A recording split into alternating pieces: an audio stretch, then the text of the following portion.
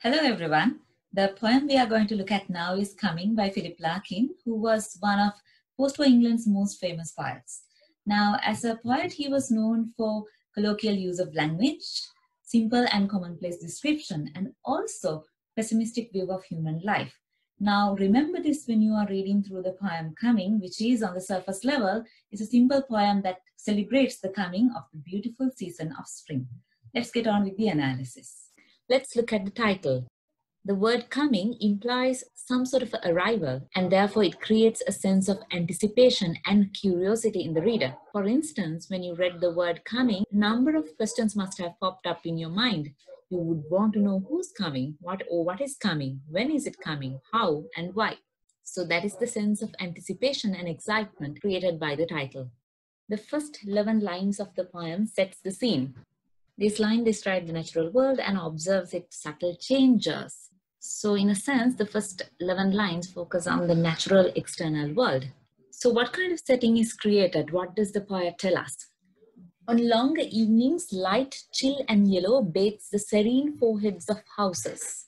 And here there's a very strong, vivid visual image of evening sunlight falling on a row of houses. What is interesting is how the rays of the sun are described in terms that are usually associated with liquids. So there is liquid imagery. Look at the word dates, for instance. And the sense of liquidity is further highlighted by the alliterative L here. Light, chill, and yellow. And we get the sense that the evening sunlight is almost like water that fills up every nook and cranny of this scene.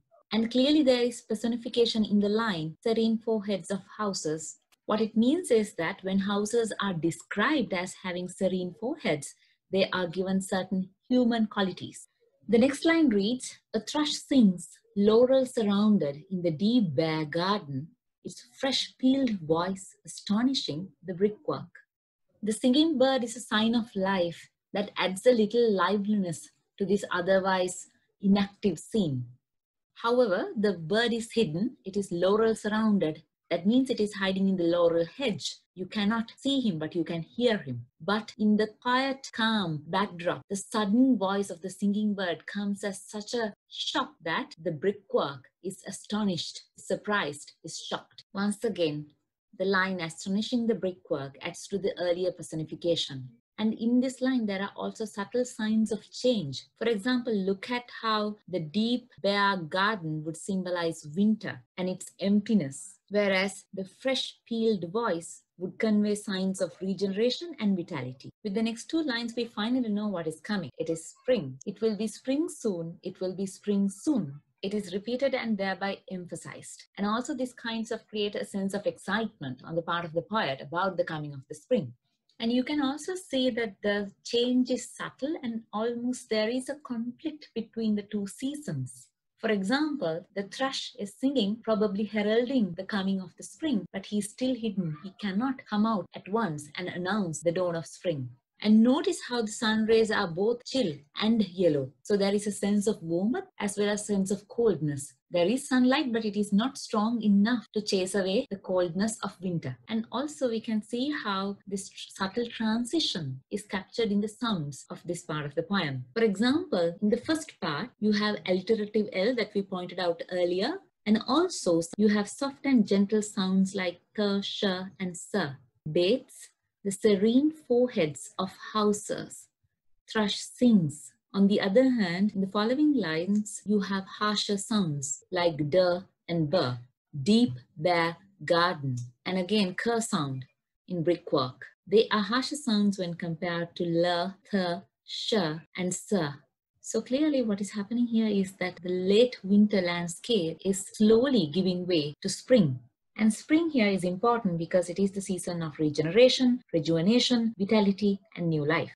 All right, now let's quickly summarize what we have learned about the setting of the poem or the scene. Larkin has created a rural or a semi-urban setting. Why are we saying this? Because there are singing birds and deep bare gardens, laurel hedges, and also a couple of houses. So it can be either rural or semi-urban. And this is a late winter landscape This is the time of the year when harsh cold is giving away to slight warmth. How do we know this? There is this reference to longer evenings in the first line, and then the thrush is a kind of bird, does not sing in harsh winter, but comes out when the weather becomes slightly warmer. And the reference to the bare garden, you hardly have any fauna or flora in winter. And of course, what is coming is spring, so that we know this is late winter landscape.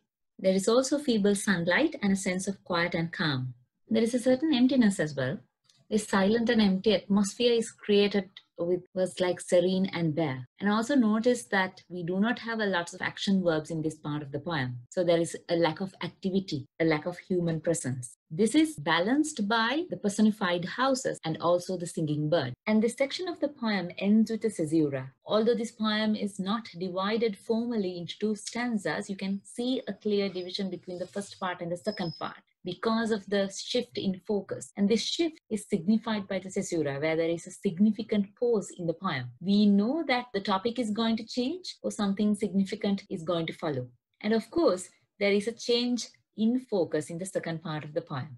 Here, the poet shifts his focus from the external world into the internal world of emotions and feelings. What happens is that the poet or the narrator captures his response to the changing seasons. Let's consider the first two lines of this part. An eye whose childhood is a forgotten boredom. Now, it is clear that the narrator is an adult, but what comes as a surprise is the expression forgotten boredom. Why does this sound unusual? It is because we tend to remember our childhood as something that is full of laughter and play, maybe probably the happiest time of our life. But not in this poem. And actually, this wry and pessimistic attitude is a trademark characteristic of Larkin's poetry. He never tried to neutralize the harsher truths of life. The narrator says that he feels like a child. This is a simile here, and it is clear that the singing of the bird, the coming of the spring, has given a certain childish joy and a sense of anticipation and excitement to the poet. The narrator could be feeling like a child, he might be excited and happy, but everything is not 100% perfect. Why?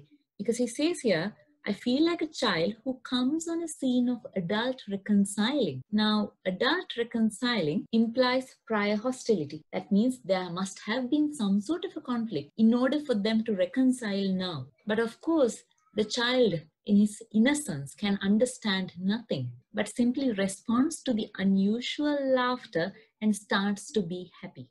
The child, of course, does not understand the laughter is unusual, that it might be forced or not heartfelt. So although the change in the nature, the coming of this beautiful season of spring makes the narrator spontaneously happy, he, as an adult, understands that this happiness is rather naive.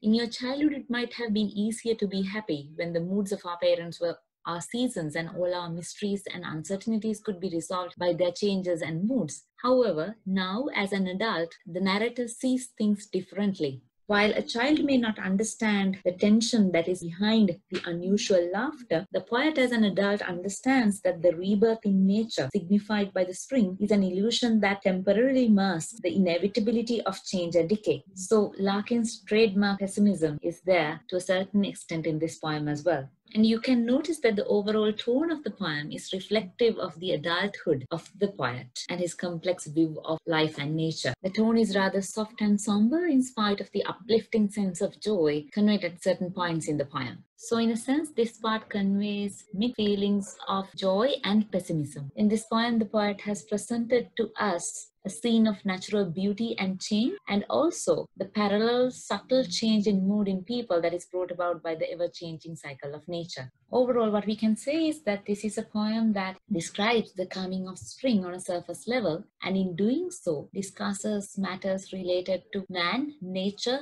and change.